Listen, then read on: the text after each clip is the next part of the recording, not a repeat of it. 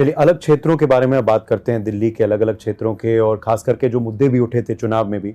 पहले तो मैं शुरुआत करता हूं मुख्यमंत्री जी यमुना नदी से, क्योंकि हमने देखा था ये हावी मुद्दा था चुनाव में, और हमने देखा था कि चुनाव जीतने के भी तुरंत बाद प्रधानमंत्री जी का जो संबोधन था बीजेपी दफ्तर पर, उन्होंने शुरुआत ही की जय यमुना जी कह के, यमुना मैया की जय कह के। इसका मतलब ये था, अर्थ ये था कि आप भूले नहीं, चुनाव निपट गए, चुनाव जीत गए, मगर यमुना नदी का मुद्दा जो है उसको लेकर आपका विजन क्या है? क्या 5 साल में बदलाव होगा, नहीं होगा? यमुना हमारे लिए भाव का विषय है। यमुना मैया को हम माँ का स्थान देते हैं, और बहुत ही पवित्र नदी, जो कि दिल्ली की लाइफलाइन हम कह सकते हैं, वो है।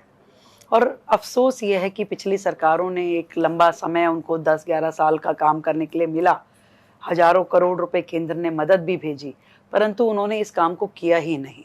और हमारा जो कमिटमेंट है यमुना जी को साफ करने का, वो बिल्कुल संकल्पबद्ध तरीके से हमारा उसमें काम शुरू हुआ है, और एक पूरी विस्तृत योजना यमुना की सफाई को लेकर के हमने बनाई है। कितने नाले जो है दिल्ली भर के, बड़े बड़े ड्रेन्स जो कि नदी के बहाव जैसे चलते हैं, वो सब जो यमुना जी में गिर रहे हैं, कितनी इंडस्ट्रीज का आउटफॉल वहाँ पे गिरता है, कितना सॉलिड वेस्ट वहाँ जाता है, हर चीज़ पे हमारा वर्किंग चल रहा है, ताकि दिल्ली भर में जितने नाले नालियाँ यहाँ चल रहे हैं उनको आउटफॉल कहीं और नहीं है, वो सब जाके यमुना जी में गिरते हैं।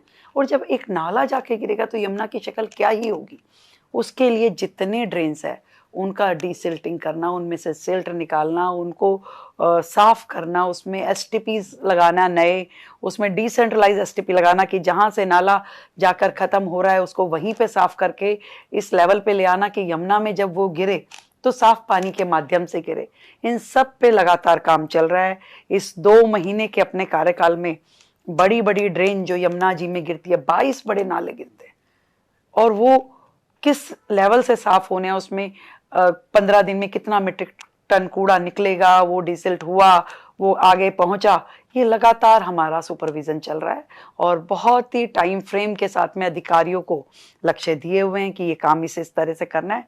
और निश्चित रूप में जब हमारी नियत भी साफ है और नीतियां भी स्पष्ट है तो लक्ष्य जरूर प्राप्त होगा।